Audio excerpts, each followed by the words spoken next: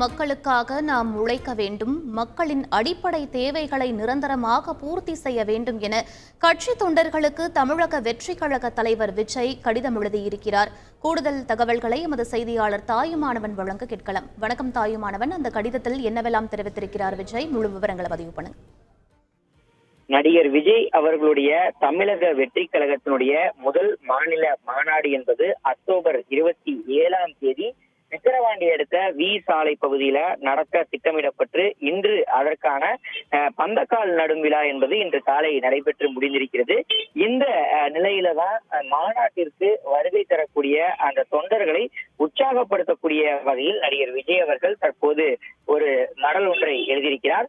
அதன்படி அந்த மடல்ல உங்களை நானும் எங்களை நீனும் நினைக்காத நாளில்லை, அவ்வளவு ஏன் நீங்காத நிமிடம் கூட இல்லை என குறிப்பிட்டு அந்த மடலை துவக்கியிருக்கிறார். மேலும் நம் மாநாடு எதற்காக என்பதை நீங்கள் அறிவீர்கள் எனவும், குறிப்பாக நம் மாநாடு முதல் மாநில மாநாடு என்பது நம்முடைய அரசியல் கொள்கையை பிரகடனப்படுத்தக்கூடிய மாநாடு எனவும், இன்னும் சரியாக சொல்ல வேண்டுமெனில் நம்முடைய கொள்கை திருவிழா, அதுவும் வெற்றி கொள்கை திருவிழா, இப்படி சொல்லும் போதே ஒரு எழுச்சி உணர்வு ஏற்படுவதாகவும் அதில் குறிப்பிட்டிருக்கிறார். மேலும் இந்த மாநாடு ஏற்பாடுகள் தொடங்கி மாநாட்டில் பங்கேற்பது வரை நமது கழகத்தினர் ராணுவ கட்டுப்பாட்டுடன் இயங்குவார் என்பதை இந்த நாடும் நாட்டு மக்களுக்கும் உணர வைக்க வேண்டும் எனவும், நாம் உணர வைக்க வேண்டிய சூழலில் இருப்பதாகவும் குறிப்பிட்டிருக்கிறார். மேலும் நம்முடைய கட்சி என்பது அரசியல் கட்சிகளை போல் மற்ற கட்சிகளை போல் இல்லாமல் சாதாரண இயக்கமாக இல்லாமல் ஆற்றல் மிக்க பெரும்படையாக, இளஞ்சிங்க படையாக, சிங்கப்பெண்கள் படையாக, குடும்பங்கள் இணைந்த கூட்டு பெரும்படையாக இருக்க வேண்டும் எனவும் அவர் குறிப்பிட்டிருக்கிறார். மேலும் நம்மிடையே உற்சாகம் இருக்கலாம், கொண்டாட்டம் இருக்கலாம், குதூகலம் இருக்கலாம், ஆனால் ஓரிடத்தில் கூடினால் அந்த இடத்துல கட்டுப்பாடு மிக்கதாக இருக்க வேண்டும், பக்குவம் நிறைந்ததாகவும் இருக்க வேண்டும் என்பதை நாம் நிரூபித்து காட்ட வேண்டும் எனவும் குறிப்பிட்டிருக்கிறார்.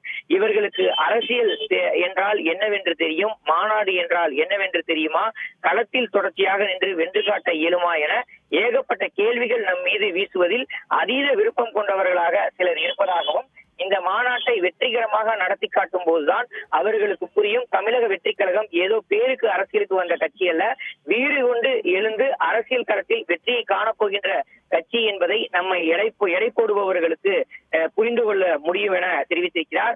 எனவே இவை அனைத்தையும் உள்வாங்கி உறுதியோடும் உற்சாகத்தோடும் உத்தேசத்தோடும் மாநாட்டு பணிகளை தொடர்ந்து மேற்கொள்ளுமாறு கேட்டுக் கொண்டிருக்கிறார். மாநாட்டு பணிகளுக்கான குழுக்களின் பொறுப்பாளர்கள், அது சார்ந்த சட்டமன்ற தொகுதி பொறுப்பாளர்களும் விரைவில் அறிவிக்கப்பட இருப்பதாகவும் தெரிவித்துக் கொள்வதாகவும், மேலும் நமது ஒற்றுமையே நமது வலிமை என்பதை நாட்டுக்கு உணர்த்தக்கூடிய வகையில் மாநாட்டு பணிகளை தொடர வாழ்த்துகிறேன் எனவும் குறிப்பிட்டிருக்கிறார். இந்த நிலையில மாநாட்டுக்கான நாட்டுகளின் மனம் எண்ண தொடங்கிவிட்டதாகவும், அடுத்தபடியாக வீசாலை என்னும் வெற்றி சாலையில விரைவில் சந்திப்போம் எனவும் நடிகர் விஜய் அவர்கள் வாழ்த்து கடிதம் ஒன்றை தொண்டர்களுக்காக எழுதியிருக்கிறார். இது தொண்டர்கள் மத்தியில் எந்த அளவிற்கு ஒரு உற்சாகத்தை ஏற்படுத்தி இருக்கிறது இந்த கடிதம் என்பது தாயுமானவன்?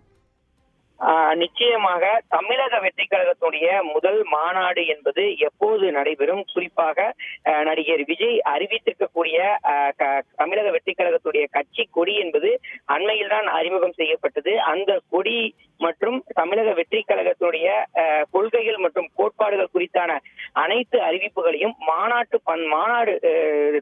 பந்தல்ல நடிகர் விஜய் அவர்கள் வெளியிடுவதாக தெரிவித்திருந்தார்.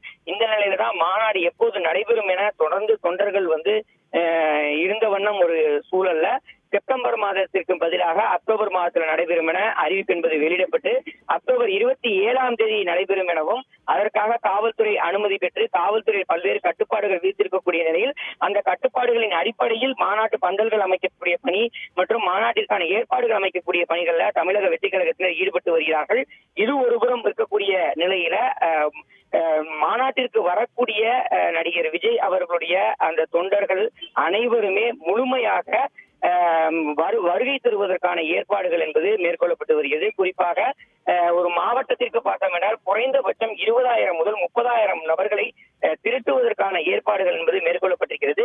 தனிநபர் வாகனங்களை தவிர்த்து பொதுவாக மாவட்ட நிர்வாகத்தின் சார்பில் ஏற்பாடு செய்யக்கூடிய வாகனங்கள்ல தொண்டர்கள் பயணம் மேற்கொள்ள வேண்டும் என்பது இங்க இருக்கக்கூடிய நிர்வாகிகளுடைய கருத்தாக இருக்கிறது. அந்த ஏற்பாடுகள் என்பது மேற்கொள்ளப்பட்டிருக்கிறது. அந்த வகையில தான் இந்த மாநாட்டிற்கான ஏற்பாடுகள் என்பது இன்று முதல் மேற்கொள்ளப்பட்டு வரக்கூடிய நிலையில் தொண்டர்களுக்கு இது போன்ற ஒரு கடிதத்தை அவர் எழுதியிருக்கிறார். சமூக வலைதளத்துல இந்த மடல் என்பது பகிரப்பட்டிருக்கிறது. இதில் குறிப்பிட்டிருக்கக்கூடிய விஷயங்களை எல்லாம் பார்க்கும் போது ஒட்டுமொத்தமாக இருக்கக்கூடிய தொண்டர்களை உற்சாகப்படுத்தக்கூடிய வகையில் பல்வேறு கருத்துக்கள் இதில் இடம்பெற்றிருக்கிறது. செய்திகளை உடனுக்குடன் தெரிந்து கொள்ள உடனே சப்ஸ்கிரைப் பண்ணுங்க.